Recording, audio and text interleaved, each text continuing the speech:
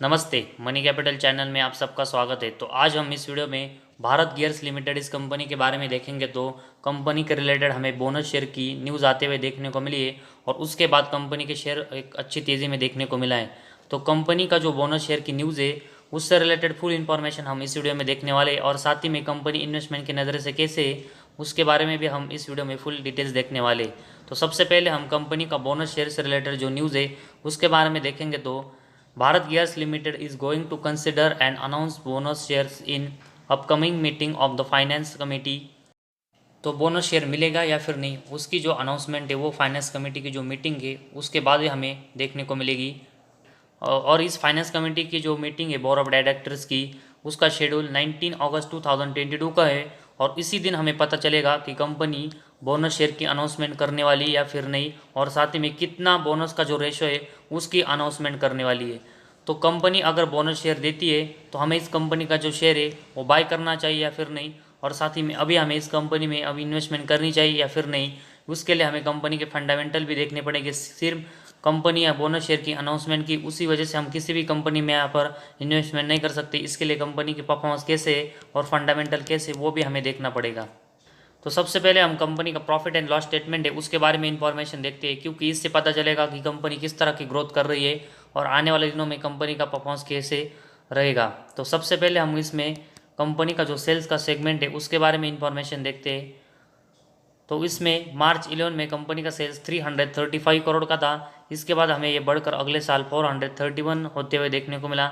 इसके अगले साल ये गिरकर 394, इसके बाद बढ़कर अगले साल 420, इसके बाद थोड़ा सा गिरकर 415, इसके बाद गिरकर 319, इसके बाद बढ़कर 407, इसके बाद 18 में 508 करोड़ का बढ़ते हुए देखने को मिला। इसके बाद 19 में बढ़कर 594 करोड़, इसके बाद 20 में गिरकर 463, फिर से 21 में बढ़कर 503 और मार्च 22 में ये बढ़कर 729 तक जाते हुए देखने को मिला है। तो सेल्स की जो ग्रोथ है वो हमें थोड़ी ऊपर नीचे होते हुए देखने को मिली है, लेकिन ओवरऑल अगर हम मार्च 11 से लेकर मार्च 22 तक देखेंगे तो कंपनी का जो सेल्स की ग्रोथ है वो हमें डिसेंट देखने को मिली है। तो ओवरऑल अगर हम कंपनी का सेल्स देखेंगे तो बहुत हमें ऊपर नीचे होते हुए देखने को मिला है। तो ऐसे में इसका इम्पैक्ट कंपनी के बाकी परफॉर्मेंस के ऊपर होता है कि नहीं, वो भी हमें देखना पड़ेगा।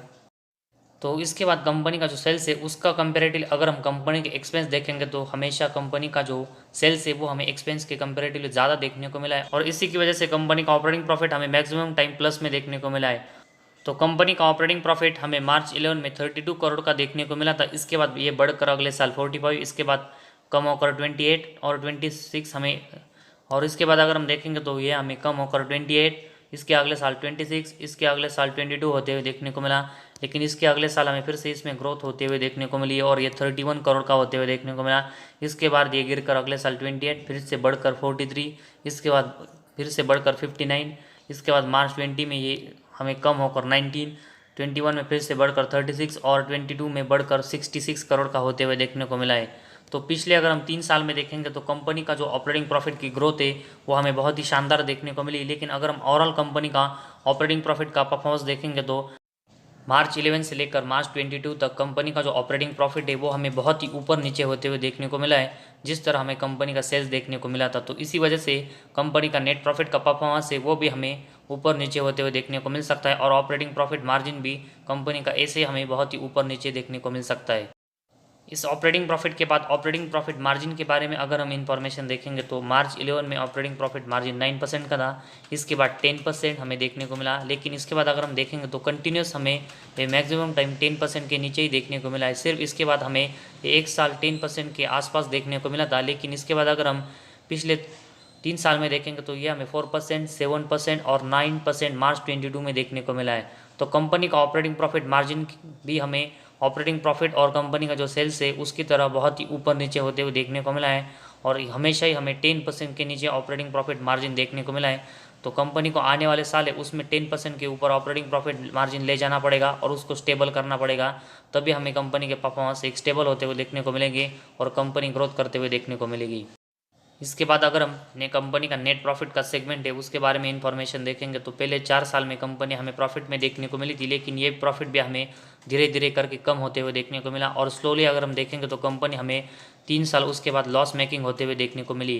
और उसके बाद अगर हम कंपनी का नेट प्रॉफिट देखेंगे तो हमें फिर से 2 साल कंपनी 6 करोड़ और 13 करोड़ का प्रॉफिट जनरेट करते हुए देखने को मिली। लेकिन इसके अगले 2 साल अगर हम देखेंगे तो कंपनी हमें फिर से 19 और 8 करोड़ का लॉस करते हुए देखने को मिली। और इसके अगले साल मतलब मार्च 22 में कंपनी का नेट प्रॉफिट हमें फिर से प्लस 26 करोड़ का देखने को मिला है। तो जिस तरह कंपनी के सेल्स, ऑपरेटिंग प्रॉफिट और कंपनी का जो नेट प्रॉफिट है वो हमें बहुत ही वोलेटाइल होते हुए देखने को मिला और बहुत ही प्लस और माइनस में कंपनी का जो नेट प्रॉफिट जाते हुए देखने को मिला है, उसकी वजह से अभी हम इस कंपनी में इन्वेस्टमेंट नहीं कर सकते, क्योंकि कंपनी का जो परफॉर्मेंस है वो हमें बहुत नीचे ऊपर होते हुए देखने को मिला है। और ऐसे में इस कंपनी में अभी ज़्यादा इन्वेस्टमेंट करने से हमारी जो इन्वेस्टमेंट है वो भी हमें थोड़ी सी रिस्क में जाते हुए देखने को मिल सकती है। तो फिलहाल जिस तरह कंपनी का अभी हमें नेट प्रॉफिट का सेगमेंट देखने को मिला है, जिसमें हमें कंपनी के परफॉर्मेंस बहुत ही ऊपर नीचे मतलब प्लस और माइनस में जाते हुए देखने को मिले हैं, तो उसका जो डिस्टेंस है वो हमें बहुत ही यहाँ पर ऊपर और नीचे जाते हुए देखने को मिला है। तो ऐसे में अगर हमें इस कंपनी में इन्वेस्टमेंट करनी है और हमें इस कंपनी में नेट प्रॉफिट जनरेट करना है, तो हमें सही समय पर इस कंपनी में प्रॉफिट बुकिंग भी करनी चाहिए ताकि हमें अच्छा प्रॉफिट हो। क्योंकि कंपनी के परफॉर्मेंस जो ऊपर नीचे हो रहे हैं, तो हमने इस कंपनी में सही समय पर प्रॉफिट बुकिंग नहीं की तो हमें सही समय पर इस कंपनी में प्रॉफिट भी नहीं मिल सकता और हमें बहुत ज़्यादा तक दिनों पर इस कंपनी में इन्वेस्टमेंट करना पड़ेगा। और इस कंपनी के जिस तरह परफॉर्मेंस है उसके ऊपर हम ज़्यादा रिस्क नहीं ले सकते, क्योंकि कंपनी का परफॉर्मेंस बहुत ही हमें अनस्टेबल देखने को मिले। इसके बाद कंपनी की बैलेंस शीट अगर हम देखेंगे तो इसमें कंपनी के जो रिजर्व है वो हमें 98 करोड़ के मार्च 22 में देखने को मिले, जो कि कंपनी अपना जो रिजर्व है हमें कंटिन्यूस गेन करते हुए देखने को मिली, जो कि पॉजिटिव पॉइंट है। इसके कंपैरेटिवली कंपनी का बोरिंग्स अगर हम देखेंगे तो मार्च 22 में कंपनी का बोरिंग्स 107 करोड़ का देखने को मिला है। और अगर हम पिछले कुछ दिनों से देखेंगे तो कंपनी अपने ऊपर का बोरिंग्स है वो थोड़ा हमें कम करते हुए देखने को मिली। लेकिन अभी भी कंपनी के जो रिजर्व है उसके कंपैरेटिवली कंपनी का बोरिंग्स हमें ज़्यादा देखने को मिला है, तो कंपनी के लिए हमें ये थोड़ी सी निगेटिव बात देखने को मिली है। तो आने वाले साल में कंपनी को अपना बोरिंग से वो जिस तरह कंपनी अभी कम कर रही है वैसे ही करना पड़ेगा, क्योंकि अगर हम मार्च 22 से पहले 1-2 साल देखेंगे तो कंपनी का बोरिंग्स 150 के आसपास था और ऐसे में हमें कंपनी लॉस में जाते हुए देखने को मिली थी।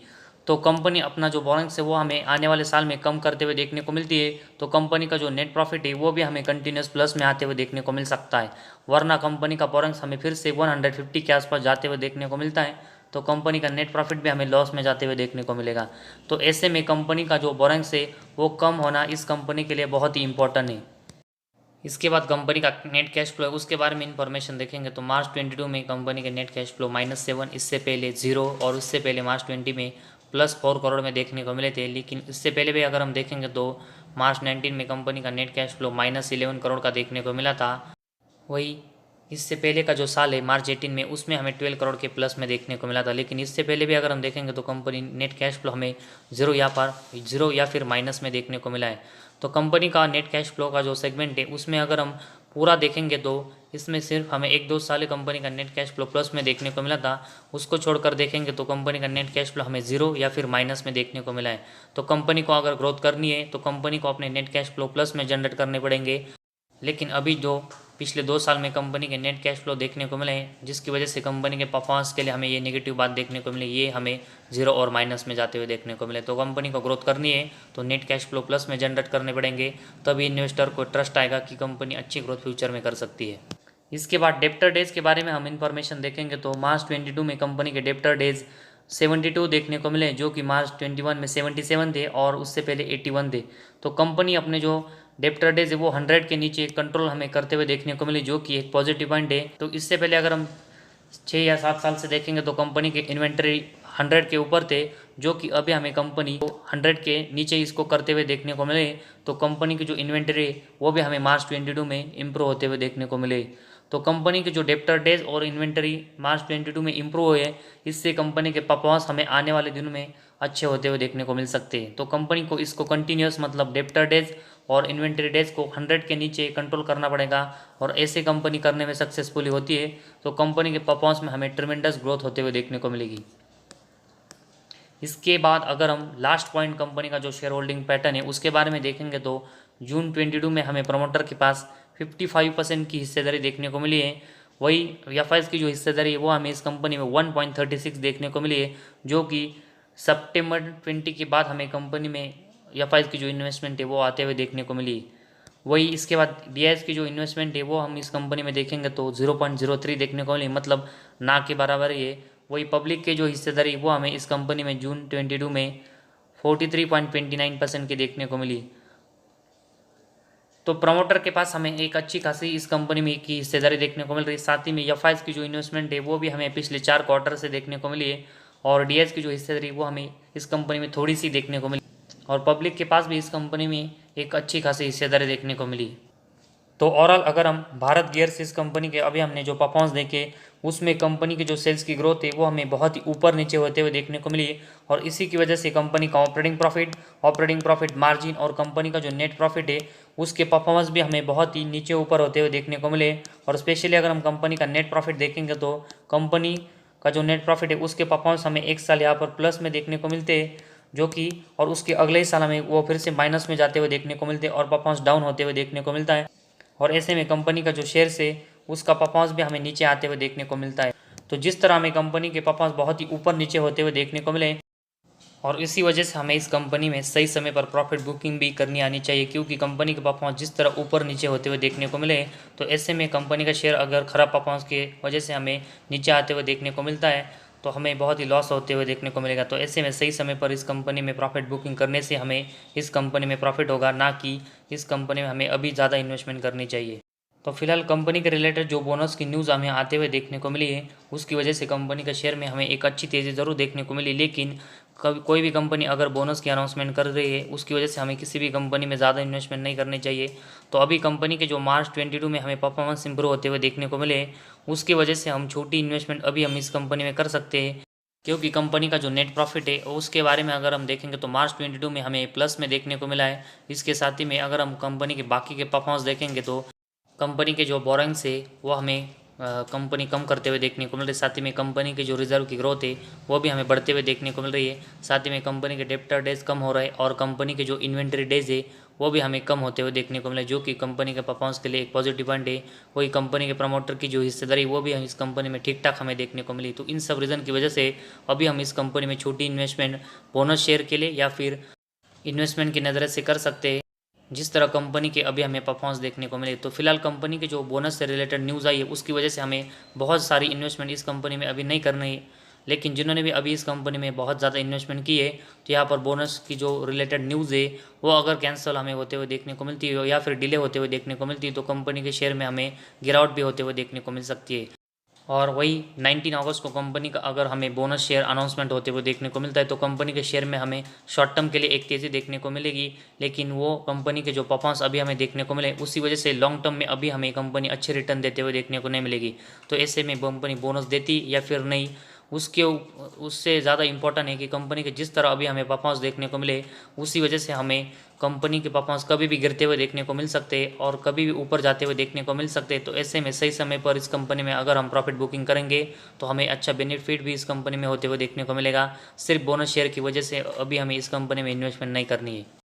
तो फिलहाल आज हमारे इस वीडियो में बस इतना ही। अगर आपको हमारा वीडियो पसंद आया तो इस चैनल को ज़रूर सब्सक्राइब कीजिए।